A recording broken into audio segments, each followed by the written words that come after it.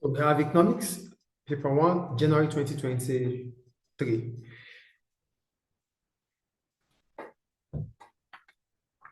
The first question, the value of a country's multiplier decreases from 1.7 to 0.9. Which one of the following is likely to cause, is a likely cause of a decrease in the value of a country's multiplier? A decrease in the marginal propensity to tax. If there's a decrease in marginal propensity to tax, that increases injection, so it will not reduce multiplier. A decrease in marginal propensity to save. If people do not save, that means they are spending, so it's an injection, not withdrawal. An increase in marginal propensity to consume. If marginal propensity to consume increases, it's also injection. Then an increase in the marginal propensity to import. Importation is a withdrawal, so that reduces the multiplier. So the answer is D, clear.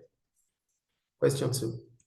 In 2021, India experienced an 8% increase in the real GDP. When we talk about real GDP, it means it has been GDP, or the output has been adjusted for inflation. It said, which one of the following is most likely to be a cost of economic growth? A decrease in profit for firms. If economy is growing, profit for firms will increase.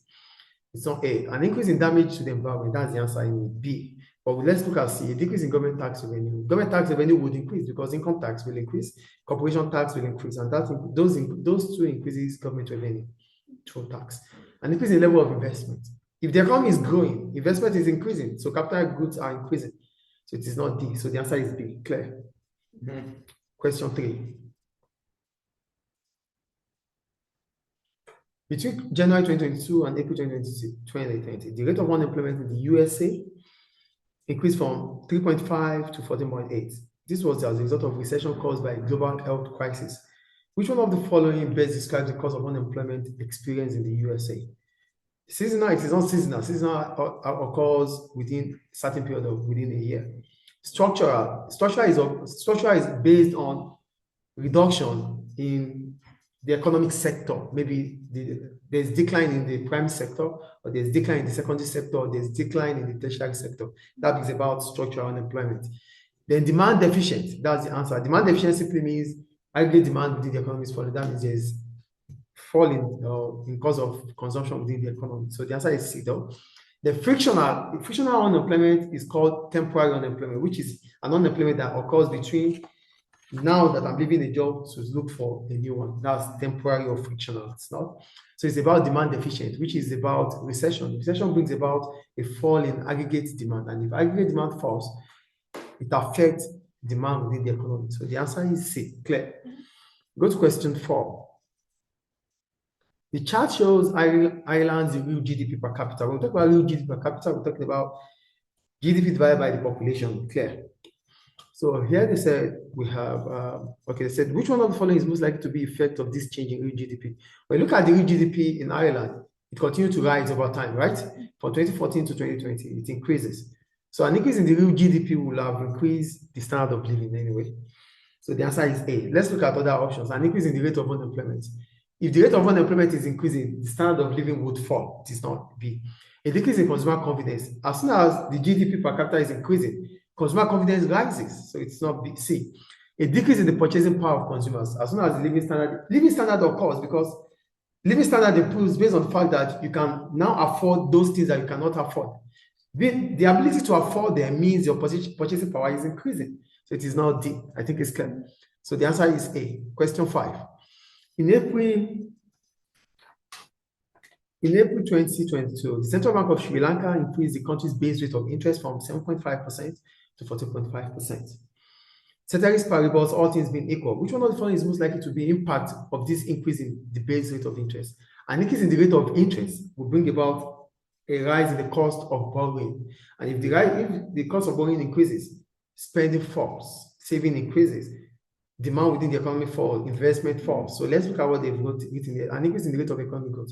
Economic growth will increase if firms have the opportunity to borrow. And to borrow means the cost of borrowing is cheaper. But here the cost of borrowing is expensive, so investment will not occur. And if the investment is not occurring, economic growth will fall. So it is not an increase in the rate of economic growth. An increase in the rate of unemployment. Unemployment is expected to rise because people will not be able to spend more on durables by not being able to borrow. Firms will not also be able to invest further. So the answer is B. But let's look at C, a decrease in the cost of borrowing. A decrease in the cost of borrowing will occur if the interest rate reduces. It's not sick. And D, a decrease in the reward for saving. Saving is the money that we did not spend. So if we are saving, savers are better off when interest rate increases. So it is not D. I think it's clear. So the answer is B. We go to question 6.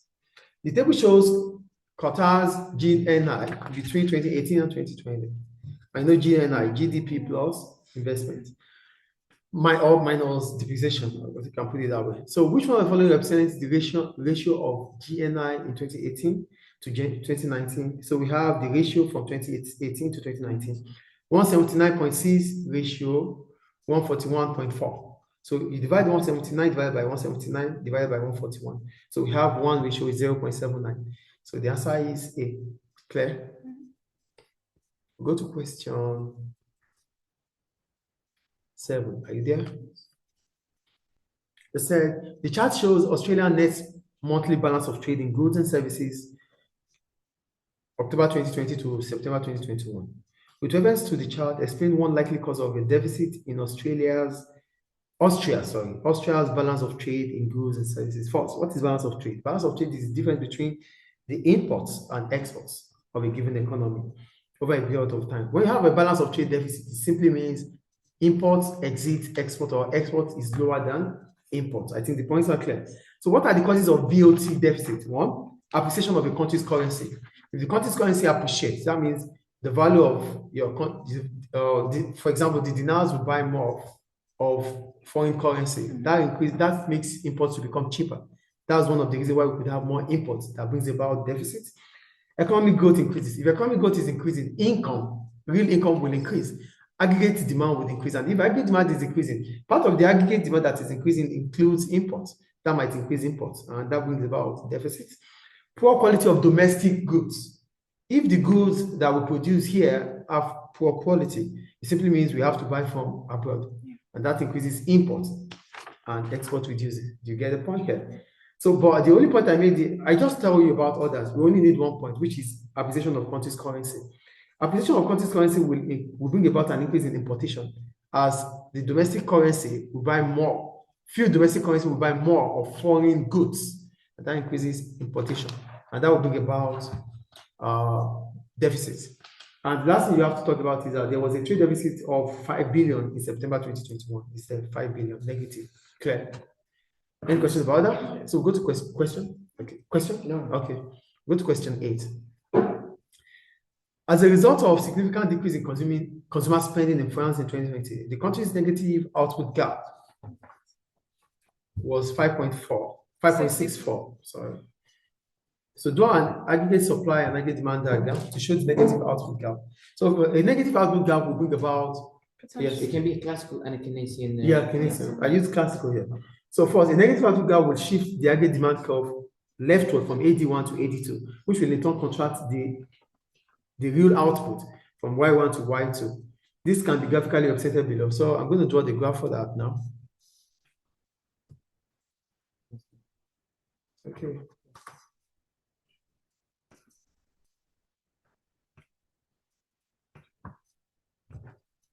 So we have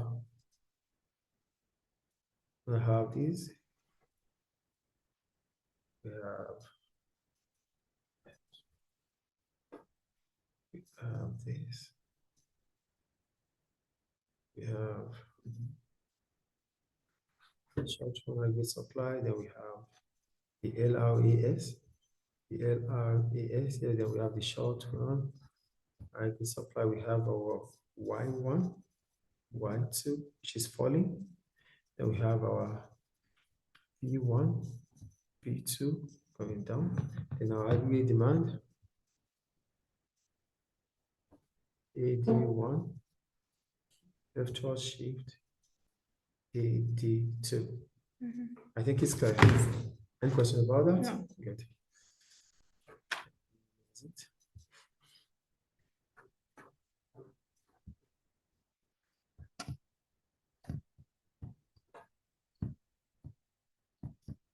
Go to question 9, please.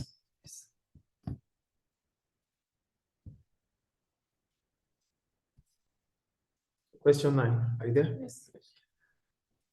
And the table shows the population and the GDP per capita of Bulgaria in 2015 to 2020. Population in millions and GDP per capita in this. So the cell we should calculate the change in Bulgaria's GDP between 2015 and 2020. So first, you have to define what GDP per capita is. GDP per capita, please, no, work it out here. So we have GDP per capita,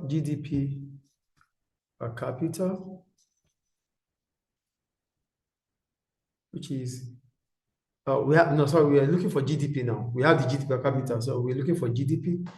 So that's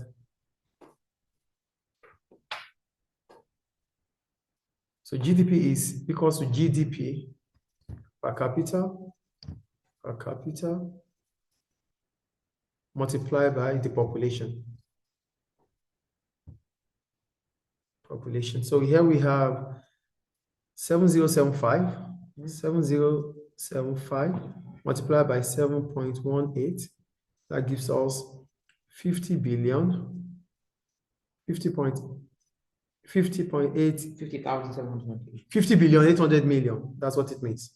Then we have 10,079 multiplied by 6. You have to convert, right? 93. Then you multiply. Then you have 69.85. Then the change in the GDP will be the 2020 minus 2015. So we have 2020 GDP per capita is 69.85. 2020 GDP minus 2015 GDP, which is 50.80. So the change in GDP is 19.05 billion. I think it's clear. Yes. Okay.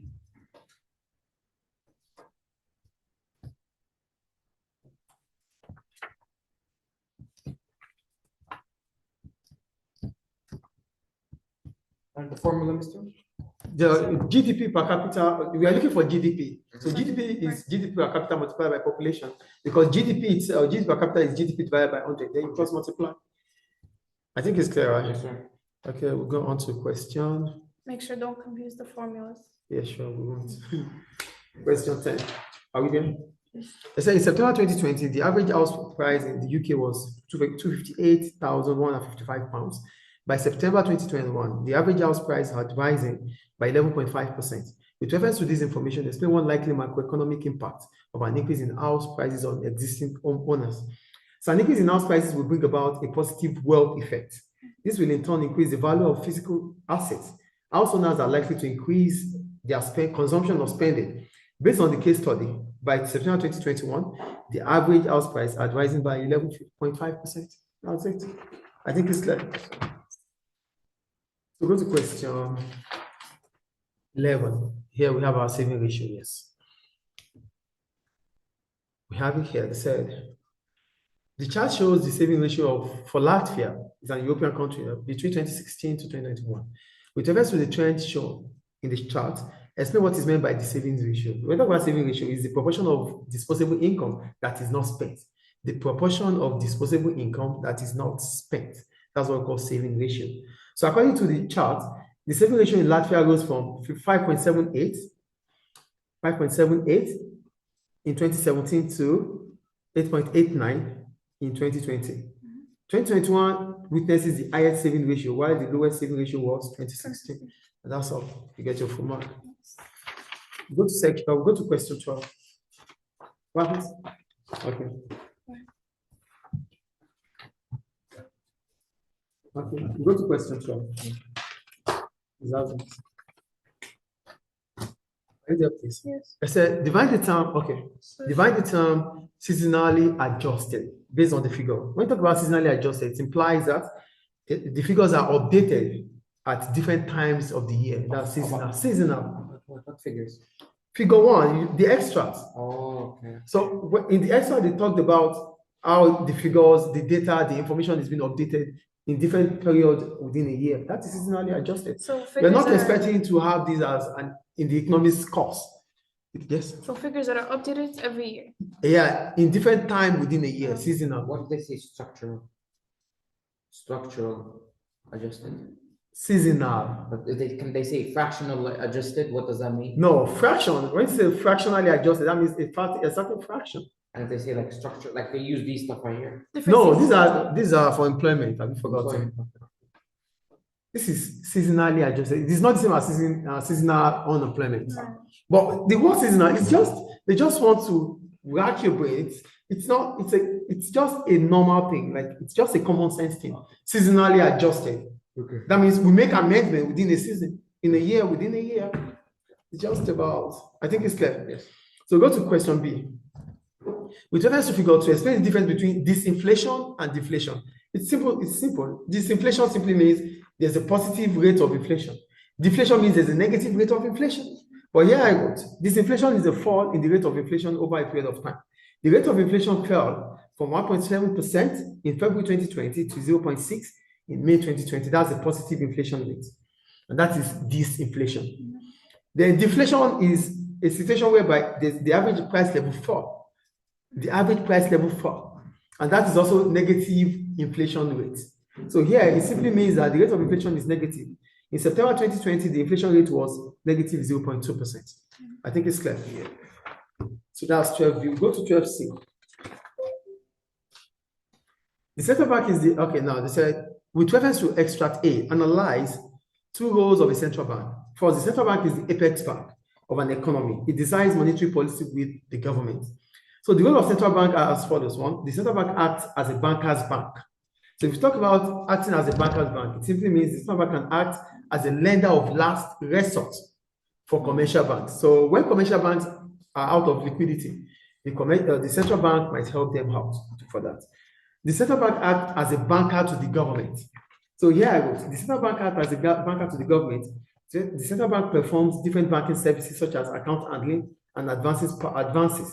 Part of the roles of the central bank can also be seen through the case study we talked about, which is one. The ECB inflation rate was around 2%. They talked about that, which is part of the Eurozone. The ECB is trying to make an inflation target of 2%, but the inflation rate exceeds it. So that's one of the roles of the central bank. So the Bundesbank estimated that Germany's real output was likely to fall in the last quarter of 2021. This means it can as well make policy instruments with the German government if any adjustment is needed. Do you get that? So that's 12D. We go to 12E. They said, with reference to the information provided, discuss the likely macroeconomic effects of a high rate of inflation on the German economy. So first, what is real output? Real output is the GDP that is adjusted for inflation. So a fall in business confidence may bring about the following. One, a decrease in the level of investment, and the component of investment is aggregate demand. So a decrease in a high rate of inflation might bring about a decrease in investment. And when we talk about investment, investment is part of our aggregate demand, which is consumption, investment, government spending, export minus imports. So the aggregate demand curve is likely to shift left from AD1 to AD2. So it may bring about a fall in injection to the circular flow of income, as a fall in business confidence may lead to a greater uncertainty in the market. You get the point there, please. However, a fall in business confidence may be short-term, as vehicle manufacturers, based on the case study, they started increasing their output, they started producing. And if they start producing, what happens? Export might increase in Germany. And if export increases in Germany, export is part of the components of aggregate demand within the economy. So if that increases, it might likely increase output within the economy of Germany. Is it clear? So also, real output may not decrease in the long run. As the other components of aggregate demand rises, like consumption is rising, export is increasing. If export is increasing, it means real income would increase. And if real income is increasing, consumer confidence is likely to increase. And if consumer confidence is likely to increase, consumption is also expected to increase. So C will increase, I will increase, X will increase. Is it clear? So go to question E, right? Yes. Okay, I think I'll do them like this. Yeah, like that. Okay.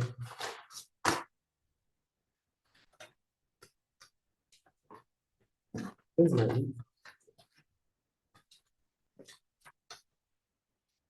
Do we have E here? No, I explained E. That's Yeah, what we you just explained said. E. So I'm going to question 13. Oh, Yeah, going to 13. Yeah, I explained E. 12E, I did D. You did C. You did D. E, well, yeah, with reference to the information provided, discuss the likely macroeconomic effect of high rate of inflation. That's what we did last. yeah. And high rate of inflation is this. No, this is without, I did this. This is it. Then I only explained it. I talked about it though. You talked about it. Now, question 13, we have, you picked 13, Mr. Yeah. Yeah, I picked 13. So where's my 12E? Right, okay. Well, I talked about it already anyway. Haven't we? High rate of inflation. You just talked about this one. Maybe you did not mark right off. Oh, I did not write this. Yeah, this is it. We talked about it, but you will not have it. Okay. So let me quickly finish it up then, because I still have some things I didn't talk about. Yeah, back here. Wow. Inflation is a persistence. High rate of inflation.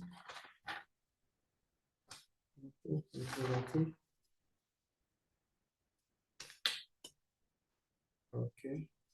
Okay, yes, we have it here. So high rate of inflation, okay, I talked about the high rate of inflation, reduction in the purchasing power. Yeah, I didn't finish it up, sorry. Okay. So we have okay, high rate of inflation occurs. High rate of inflation occurs where the rate of inflation exceeds. So we're talking about high rate of inflation. The normal inflation rate is supposed to be 2%. So there's high rate of inflation if it exceeds 2%. So yeah, high rate of inflation will bring about the following one: reduction in the purchasing power. A reduction in the purchasing power. So the rate of inflation increases the price of goods and services. And if the price of goods and services increases, it means consumers have to spend more than what they used to spend previously. The high rate of inflation in Germany is 3.6% for 2020. This is above the target of the ECB for the Eurozone. This may bring about lower competitiveness for German goods, which may in turn worsen the current account balance of payments. Then another effect of high rate of inflation is shoe leather cost. Are you there?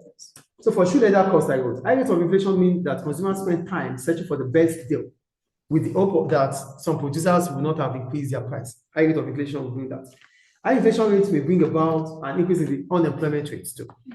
So high inflation rate may bring about an increase in unemployment rates as firms may witness a fall in revenue, which may lead to a high cost of production. As a result, they may lay off workers, and that brings about unemployment.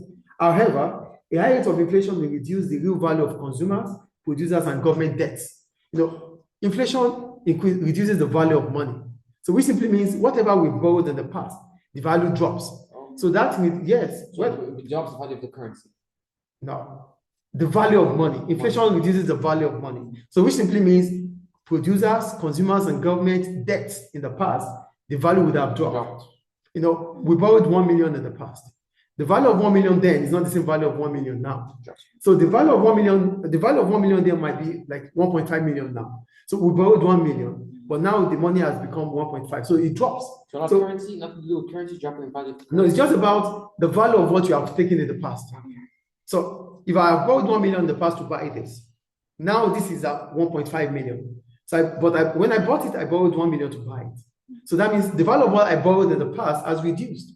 So a high rate inflation might also be good, might also make consumers, producers, and government to be better off because the value of their debt reduces. Is it clear? Any question about high rate of inflation? Done.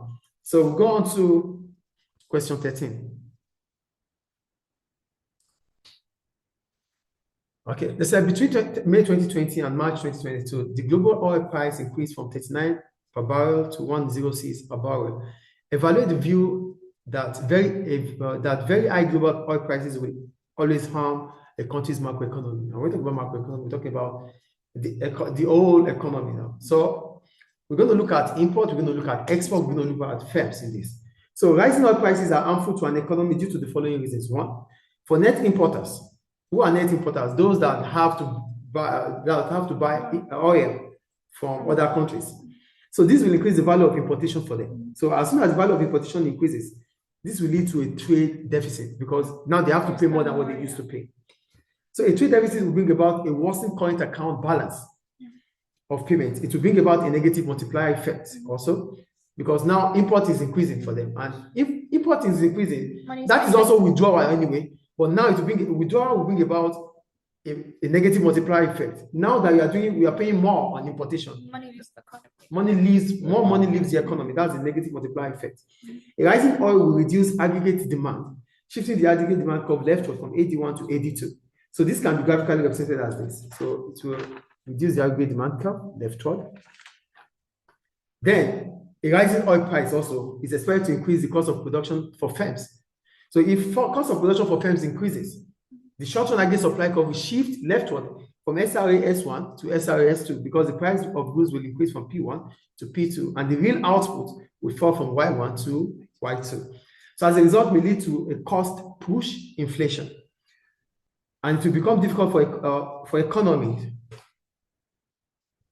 It will be difficult for economy to achieve macroeconomic objectives of low inflation rate, because one of the macroeconomic objectives is to maintain a stable price.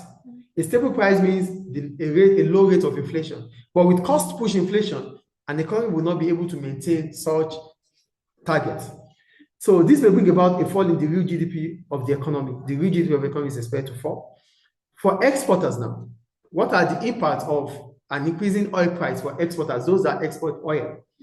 They will witness a rise in the real level of output. They will witness improvement in the balance of payment current accounts, because now more money comes to the economy. Employment opportunity is likely to increase, as exporters may have the incentive to increase output. As a result, employ more workers. This will bring about a fall in unemployment rate. So that's macroeconomic objective achieved. Government of such countries would witness improved budget, as tax on profit will also increase.